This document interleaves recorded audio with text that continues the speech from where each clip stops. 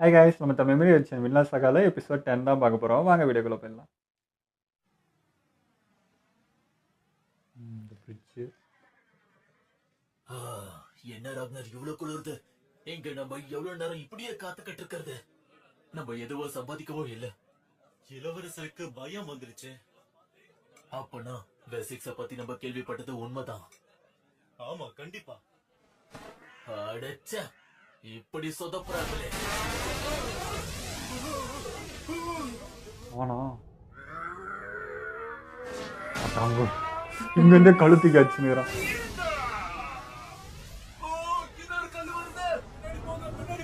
இதெல்லாம் மிஷின் வச்சு வீசுறது இல்லையாது.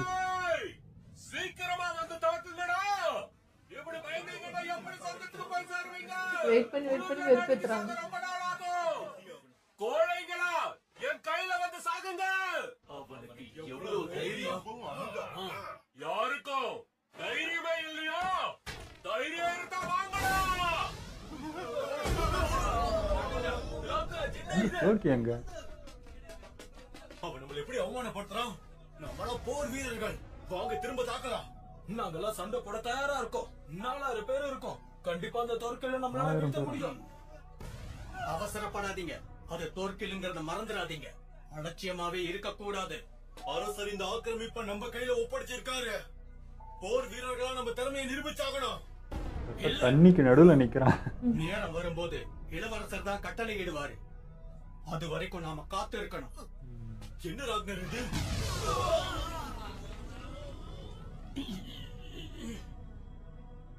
வில் படையே இல்லையா? இதுதான். அதன்படிதான் நாம நடக்கணும். வாழை எடுத்து இடத்திலேயே வச்சிடணும். ஏன்னா வாழை கையில எடுக்கிறவனுக்கு அந்த வாளால தான் மரணமும் ஏற்படும். பாதிரியாரே, மன்னிக்கணும். ஒரு நிமிஷம் அவர்கிட்ட பேசணும்.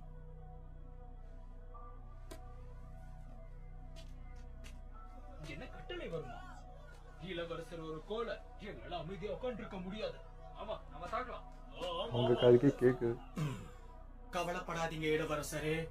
குளிர்காலம் வரும்போது படையை திரும்பி கொண்டு வர சொல்லி உத்தரவு வரும். அது வரைக்கும் கொஞ்சம் தாக்கு பிடிச்சுக்கிட்டாலே போதும்.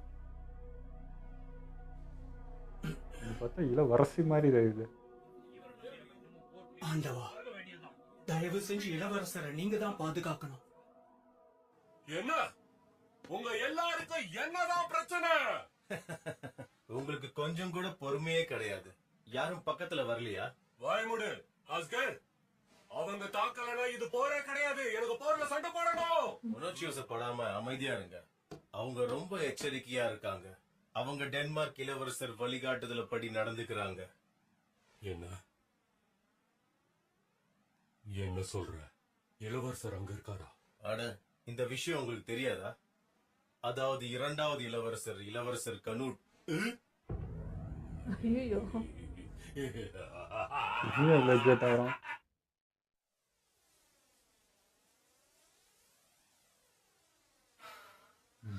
கனவா?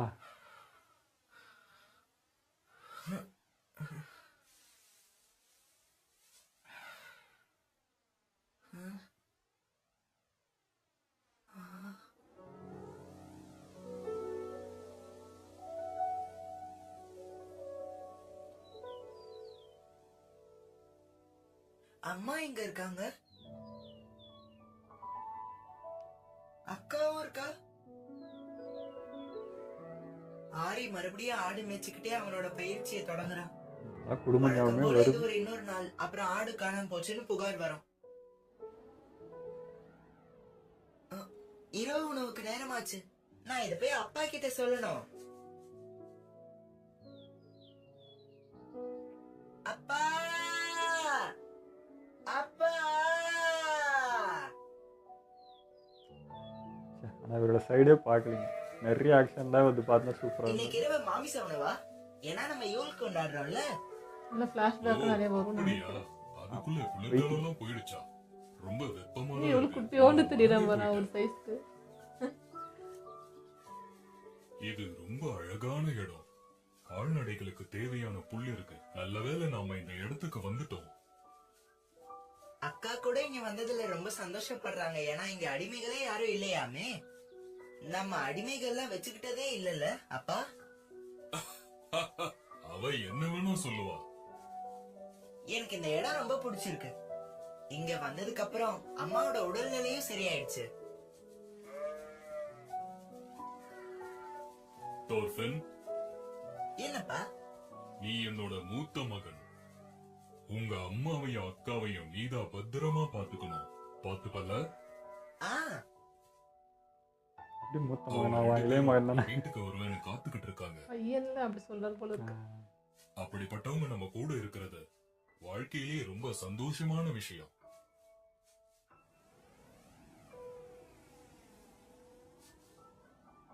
உனக்கு புரியுதா?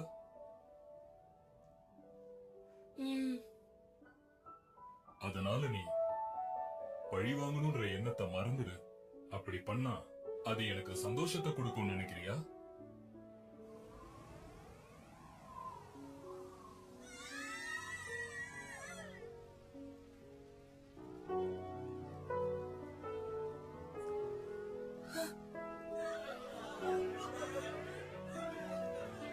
நீ இப்படி ஆயிருக்கதை பார்த்தா இவ்வளவு வருத்தப்படுவேன். நம்ம கிராமம். அப்பா, நம்ம இப்ப என்ன பண்றது? நம்மள தாக்குறாங்க. அம்மா, அக்கா.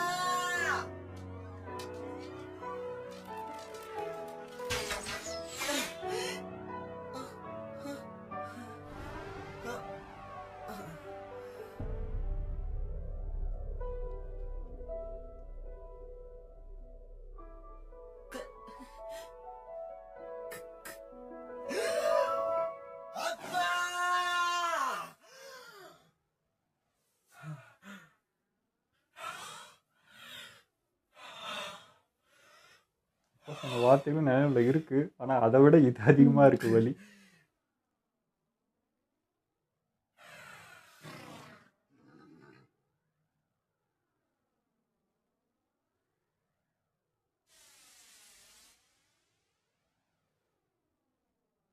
எந்த இடம் அது? கதகதப்பா இருந்தது. கண்ணு கெட்டின தூரம் வர பச்சை பசேல்னு பசுமையா இருந்தது. இல்லைங்களா? கண்ணு கெட்டின தூரம் வர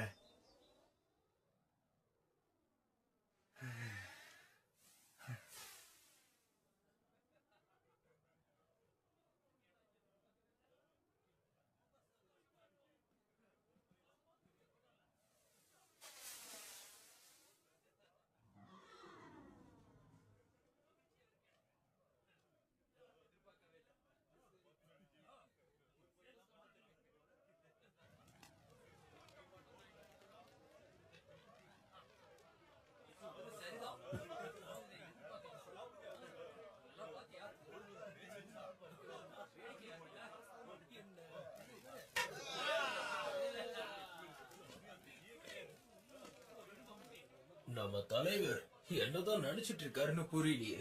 என்ன அநியாயம். கிட்டத்தட்ட குளிர்காலம் ஆரம்பிச்சாச்சு. முக்கிய படை ஏற்கனவே வடக்குக்கு பின் வாங்கிட்டாங்க. ஆனா நம்ம இன்னும் இந்த மாதிரி சோர்ந்து போன கிராமங்களை தான் ஆக்கிரமிச்சிட்டு இருக்கோம். அது நம்ம திரும்பி போறதுக்குள்ள எவ்வளவு சம்பாதிக்கணுமோ அவ்வளவு சம்பாதிச்சுட்டு போயிடணும். அப்படின்னா நாம பெரிய பெரிய நகரங்களா ஆக்கிரமிக்கணும். கிறிஸ்டோல் இங்க பக்கத்துல தானே இருக்கு. நீ என்ன முட்டாளா? வெறும் 100 பேரை மட்டும் வச்சுக்கிட்டு நம்மளால என்ன பண்ண முடியும்னு நினைக்கிறேன். என்ன முட்டாளா? என்ன இப்ப முட்டாள்னா கூப்பிட்டே நீ? ஆமா, உன் காதுல விழுந்ததில்ல. நீதான் முட்டாள்னு பார்த்தா உன் காது செவிட போல இருக்கே. எவ்வளவு தைரியம் இருந்தா இப்படி சொல்ல? அடிச்சுக்க போறானுங்களா? என்னங்கிற இப்போ? இங்க பாரு, இந்த வருஷம் இன்னும் 2-3 கிராமத்தை மட்டும்தான் ஆக்கிரமிக்க முடியும். அடுத்த வருஷம் இன்னும் சிறப்பா இருக்கும்னு நம்புறேன். அடுத்த வருஷம் வாய்ப்பு இருக்குன்னு நினைக்கிறியா? என்ன? ஏற்கனவே 10 வருஷமா நம்ம இங்கிலாந்து ஆக்கிரமிச்சுக்கிட்டு தான் இருக்கோம். அதுலயும் இந்த வருஷம் ரொம்ப மோசமா இருந்தது. இங்கிலாந்து அரசர் வெளிநாட்டுக்கு தப்பிச்சு போயிட்டாருன்னு கேள்விப்பட்டேன். அப்ப டென்மார்க் அரசர் ஜெயிச்சிட்டாருன்னு தானே அர்த்தம். இந்த போர் முடிவுக்கு வருது. என்ன நிஜமாவா? அதுக்குள்ள முடிவுக்கு வருதா? ஆனா தோர்கில் இன்னும் லண்டன்ல தானே இருக்கான். அவன் எவ்வளவு பெரிய பலசாலின்னு எல்லாருக்குமே தெரியும். அந்த தோர்கில்ல அவன் பெரிய பலசாலி தான். ஆனா அவனும் நம்மள மாதிரி வடமொழிக்காரன் தானே. இங்கிலாந்துக்காரங்க சாகர நிலைமைக்கு போன உடனே அவன் அங்கிருந்து கிளம்பி வந்துருவான். மறுபடியுமா?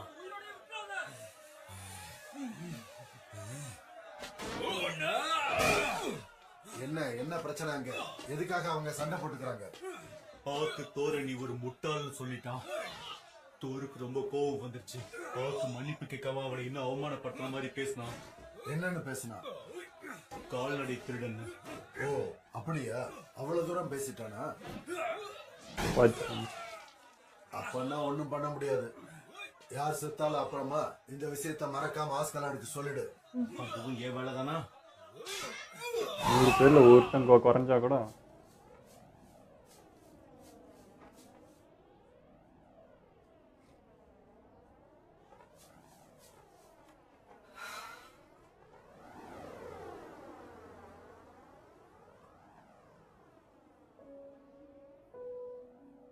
நல்ல செழிப்பான நிலம். என் கனவுல பார்த்த நிலம் மாதிரியே இருக்கு. இது ஐஸ்லாண்டு மாதிரி இல்ல, வேற மாதிரி இருக்கு. அங்க இந்த நேரத்துக்கு பனி மொத்த ஊரைய மூழ்கடிச்சிருக்கோன்னு நான் நினைக்கிறேன்.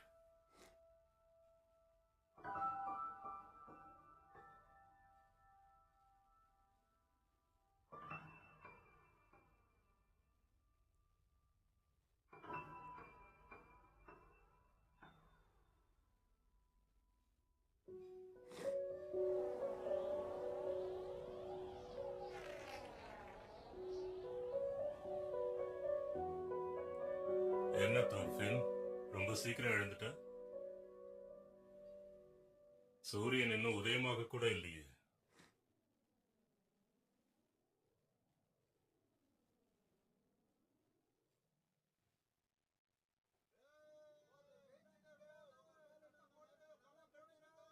அவங்க போடுற சத்தத்துல உன்னால தூங்க முடியலையா?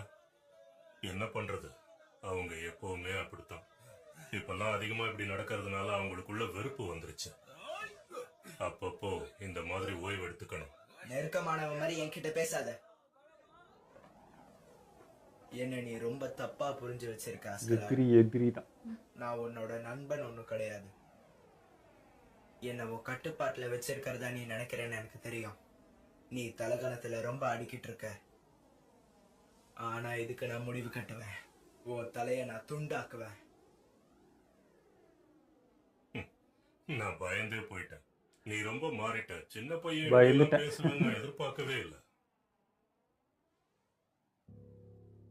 சரி, காலம் இப்போ உனக்கு சாதகமா இருக்கிறதுனால நீ பேசுற. கண்டிப்பா ஒரு நாள் ஏன் அளவுக்கு நீ பெரியவனா மாறுவ. அப்போ நிச்சயமா உன்கிட்ட நான் தோக்கதான் போறேன். அது இயற்கையான விஷயம்தான். பெரிய பலசாலி கூட ஒரு நாள் உயிரை விட்டுதான் ஆகணும். உன்னை சுத்தி பாரு தோர்ஃபின்.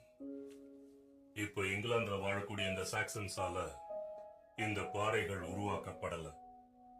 சாக்சன்ஸ்க்கெல்லாம் முன்னாடி இங்க வாழ்ந்த மக்கள் உருவாக்குனது இது. அவங்க பெரிய பலசாலிகள்னு கேள்விப்பட்டிருக்கேன். ஆனா 500 வருஷங்களுக்கு முன்னாடி சாக்சன்ஸ் எல்லாத்தையும் அழிச்சிட்டாங்க. அவங்க ரோமானியர்கள். அவங்க நாட்டுக்கு பிரிட்டானியான்னு பேர் வச்சிருந்தாங்க.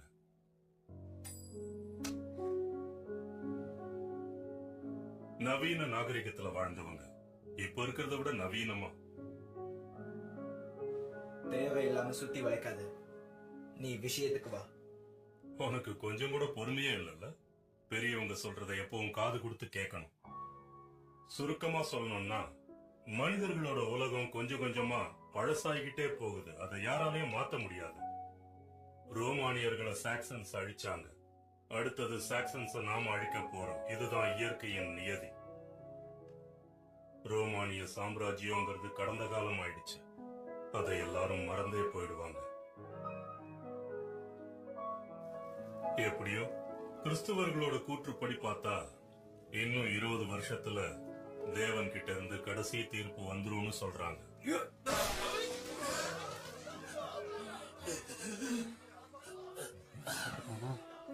அன்னைக்கு ஆண்டவரே வந்து அத்தனை பேரையும் கொன்னுடுவார். நாம வாழற இந்த உலகம் மொத்தமா அழிஞ்சு போயிடும். ராகனராக்.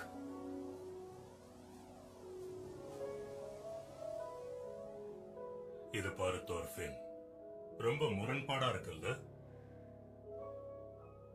அழிய போற உலகத்துக்கு இது ஒரு விடியல்.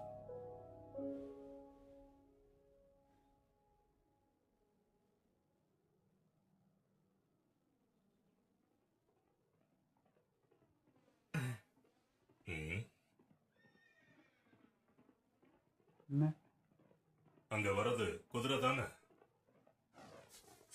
இங்கிலாந்து சிப்பாய். இல்ல, அவன் நம்ம கூட்டாளி. ஓ விசித்திரமா இருக்கு. இந்த பகுதியில நாம மட்டும்தான் இருக்கோம்னு நினைச்சேன். ஏய், அங்கேயே நில்லு. நாங்க ஸ்வைன் அரசரோட கூட்டாளிகள், ஆஸ்கலாடு படை. முதல்ல நீ எங்க இருந்து வரங்கிறத சொல்லு. ஓ, முக்கிய படையை சேர்ந்தவங்களா நீங்க? நாங்க இளவரசர் கன்யூட் கூட வந்திருக்கிற ராக்னர் படை. நான் உங்ககிட்ட ஒரு செய்தியை இளவரசர் சொல்ல வந்திருக்கேன். கன்யூட்டா? உங்க படை பக்கத்துல தான் இருக்கா? கூப்பிடுறாங்க அப்போதான். துரதிருஷ்டவசமா முக்கிய படை வடக்குல இருக்கு. எல்லாரும் திரும்பி போய்கிட்டு இருக்காங்க. அப்படின்னா நீங்க இங்க என்ன பண்ணிட்டு இருக்கீங்க? கை செலவுக்கு அங்க இருக்கிற கிராமங்கள்ல இருந்து எடுத்துக்கலாம்னு வந்தோம். சொந்த படையில இருந்தே நீங்க பிரிஞ்சு வந்திருக்கீங்களா? அடடா, கோவப்படாத தம்பி. உன் குதிரை களைச்சு போயிருக்கு. வேணும்னா புது குதிரை தரேன், இதை மாத்திக்கிறியா? தோர்கில்லா ஆமா, கிட்டத்தட்ட பக்கத்துல வந்துட்டான். மொத்தம் 500 ஆட்கள். அவனுக்கு நெருக்கமானவங்களை மட்டும்தான் அவன் கூட்டிட்டு வரான். முக்கிய படைய பின்தொடர்ந்து அவங்க போய்கிட்டு இருக்காங்க. சீக்கிரமாவே அவங்க மால்பரோவுக்கு போயிடுவாங்க. இடம் மாறுறாங்களா? லண்டனுக்கு போன படை என்னாச்சு? இளவரசர் கனூட் கிட்ட 4000 ஆட்கள் இருந்தாங்களே. ஓ, அவங்களா? அவங்கெல்லாம் எப்பவோ வீழ்த்தப்பட்டுட்டாங்க. நான் மட்டும்தான் அவங்கள உயிரோட தப்பிச்சு வந்தாலும். 4000 பேரையுமா? கைப்பற்றிட்டான், அவ்வளவுதானா?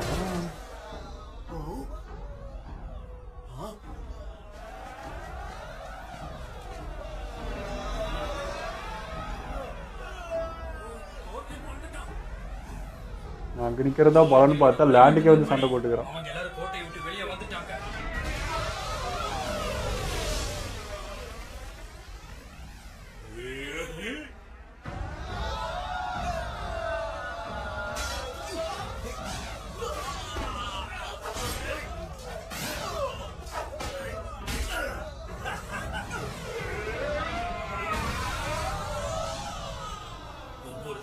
என்ஜாய் பண்றானுங்க. பெரிய பலசாலிகளா இருந்தாங்க.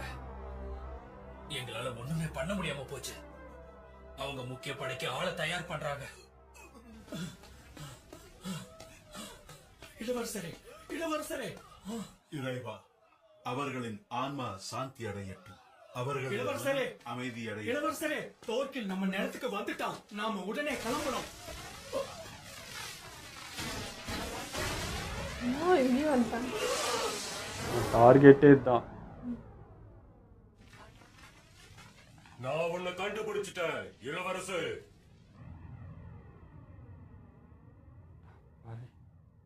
அசால்ட்டா வந்துட்டான். அப்படின்னா இளவரசர் கனூட் என்ன ஆனாங்க? அவங்க அவரை புடிச்சிட்டாங்க. தோர்கிலோட படையோட அவர் இருக்காரு. இளவரசரை காப்பாத்த மத்தவங்க எல்லாரும் ஒண்ணு சேர முயற்சி பண்ணிக்கிட்டு இருக்காங்க. ஆனா எங்க கிட்ட 400 ஆட்கள் கூட முழுசா இல்ல. எல்லாரும் ரொம்ப சோர்ந்து போயிருக்காங்க. அதான் முக்கிய படைக்கிட்ட உதவி கேட்கலான்னு நான் இங்க வந்தேன். நீங்க எங்களோட வந்து சேரணும். இன்னும் 100 பேர் இருந்தா கூட உதவியா இருக்கும்.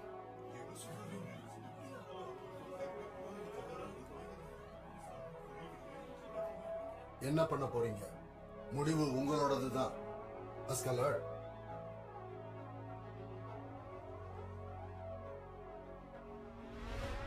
ரொம்ப யோசிக்கிறாரு. வாங்க போலாம். உலகம் அழியிற வரைக்கும் நாமளும் என்னைக்கு அழிய மாட்டோம். என்ன? தோர்கிலுக்கு திரும்ப வேலை வருது. ராக்னரோட காலடி சத்தம் தான் அது.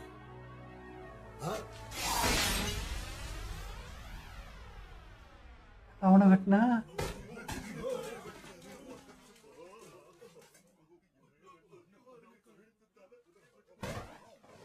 why man?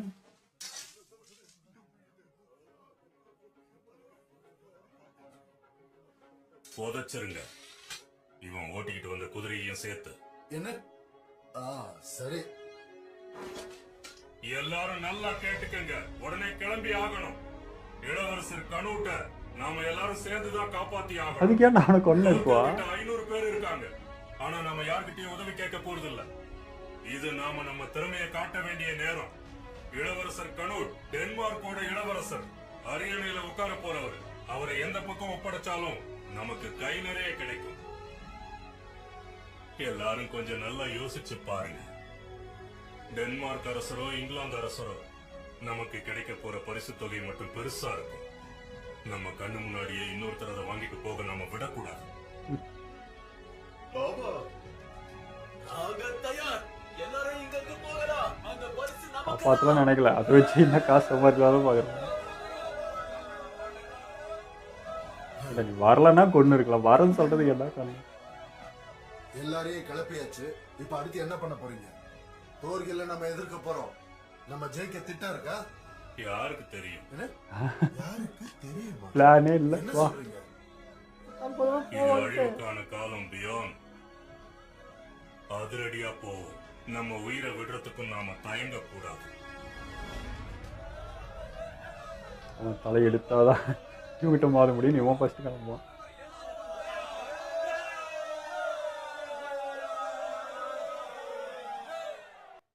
இந்த எபிசோட் நல்லா இருந்ததுங்க. ஆனால் வந்து என்ன சொல்கிறது, அரசர்ன்றாங்க. அவங்கள பார்த்தா அரசி மாதிரி தெரியுது, பொண்ணு மாதிரி தான் தெரிஞ்சது. ஹேர் ஸ்டைல் எல்லாம் லைட்டாக ஜாட தெரிஞ்சது, இன்னும் முகம் ஃபுல்லாக காட்டல. ஆனால் பார்க்கறதுக்கு பொண்ணு மாதிரி தான் இருந்தது. ஏன்னா தொழிலும் பார்த்தீங்கன்னா அங்கே தான் இருக்காங்க அரசர்னது உடனே எக்ஸைட்மெண்ட் ஆனோம். அது ஆனது பார்த்தோன்னே எனக்கு இந்த பொண்ணு மேலே ஆசைப்பட்ட ஒரு சிரிப்பு இருக்கும். அந்த மாதிரி தான் எனக்கு தெரிஞ்சது. ஸோ அவங்க இருக்காங்க, அவங்கள போய் நான் எடுத்துகிட்டு வரேன் அப்படின்னா அந்த எக்ஸைட்மெண்ட் தான் மூஞ்சில் தெரிஞ்சது. இது தெரியல, அப்படி தான் சொல்கிறாங்களா இல்லை பிடிச்சி வச்சுக்கிட்டா நம்மளுக்கு இதுன்றது அந்த எக்ஸைட்மெண்ட்டான்னு தெரியல. ஆனால் அந்த பார்வை அது சிரிப்பில் ஒரு கள்ளத்தனம் இருந்தது. ஸோ அதனால் எனக்கு அப்படி தோணுச்சு. அதுமாதிரி அஸ்கலான்னு பார்த்தீங்கன்னா என்ன சொல்கிறது, இந்த படையோட சேரணும், இந்த படையோட போராடணும் அப்படின்றதில்ல. நினச்சா சேர்த்துக்கிறான், நினச்சா கண்டுக்கிறான், அப்புறம் சரி போயிட்டு காசு அப்படி தான் இருக்கே தவிர ஒரு நாட்டோட ஒரு இது பற்று அப்படிலாம் எதுவும் இல்லை. இது ஜெயிச்சா நம்மளுக்கு அப்படின்ற அந்த இதுலாம் அவனுக்கு இல்லவே இல்லை. எது சேர்ந்தானே எது கெட்டா என்ன, எனக்கு தேவை காசு, அவ்வளோதான். இது எடுத்துன்னு போய் அங்கே விற்றாலும் எனக்கு காசு தான், அவனை எடுத்து வந்து இங்கே விற்றாலும் எனக்கு காசு தான். ஆக மொத்தம் காசுக்காக மட்டும்தான் வேலை செய்கிறேன். வேறு எந்த இதுவுமே இல்லை. இந்த லேண்ட் அது இதுன்னு எதுவுமே இல்லை. போகிற போக்கில் போவோம், உலகமே அழிய போகுது. இதில் என்னன்னா நியாயம் தர்மம் இருக்கிற, வாழ்கிறது காசு வேணும், அதுக்காக நான் எதுக்குன்னா நிற்பேன், என்னன்னா பண்ணுவேன் அப்படின்ற மோட்டில் தான் நம்ம அவன். ஆஸ்கலார்கிட்ட இந்த வெறி பழி உணர்வு அப்பெல்லாம் இருக்கிற மாதிரியே தெரியல. அது பண்ணணும், வாழ்றதுக்கு பண்ணணும், வேற வழி இல்லைன்ற மாதிரியே எல்லாத்தையும் பண்ற மாதிரி இருக்கு. இந்த வாழ்கிற வரைக்கும் இருந்தால் போதும், அவ்வளோதான். இன்றைக்கி இருந்தால் சாவதான் போகிறேன். அதேமாதிரி யதார்த்தத்தை அழகாக சொல்கிறான். ஒருத்தர் மாற்றி ஒருத்தர் வந்துட்டே தான் இருப்பாங்க. இன்றைக்கி நான் பவராக தெரியலாம், நாளைக்கு நீ பவர் ஆகலாம். எனக்கு வயசு ஆகிறப்போ ஆட்டோமேட்டிக்காக நான் விழ தான் போகிறேன். எவ்வளோ பவர்ஃபுல்லான எவ்வளோ பெரிய படையாக இருந்தாலும் ஒரு கட்டத்துக்கு மேலே அது விருத்தத்துக்கு இன்னொன்று வந்துட்டே தான் இருக்க போகுது. நான் தான் அப்படின்லாம் நான் இல்லை, அந்த தலைகாணத்துலேயே நான் இல்லைன்றதை சொல்லாமல் சொல்கிறேன். நான் ஏற்றுக்க எல்லாம் ரெடி. ஆனால் வாழ்கிற வரைக்கும் நான் வந்து போராடுவேன். அதுக்கு நான் விட்டு கொடுக்கவே மாட்டேன். நான் நாளைக்கு சாவ போகிறேன், இன்றைக்கே சாவறேன்லாம் இல்லை. இன்றைக்கி நான் வாழ தானே போகிறேன், அதுக்கு நான் போராடுவேன் அப்படின்ற மாதிரி தான் இருக்குது.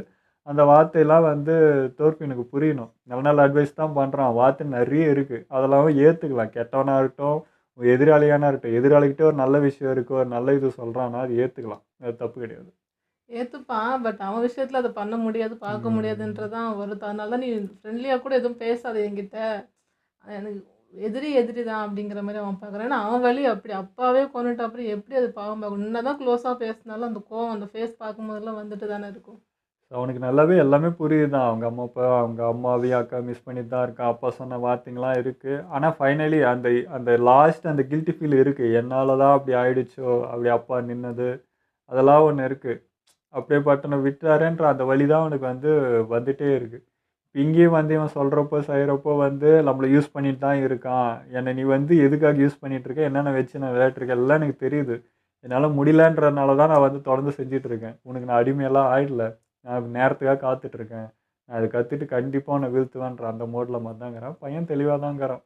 திரும்ப அந்த தோழிகளோட ஃபைட் திரும்ப ஆரம்பிக்க தான் போகுது. திரும்ப நம்ம புளியாண்டா போயிட்டு அந்த தலையை எடுத்துகிட்டு வரணுன்றதான் தீவிரமாக இருப்பான். இப்போ இவனே சொல்லனா கூட ஃபஸ்ட்டு போய் தலையெடுக்கிறது தான் அவன் குறியாக இருப்பான்.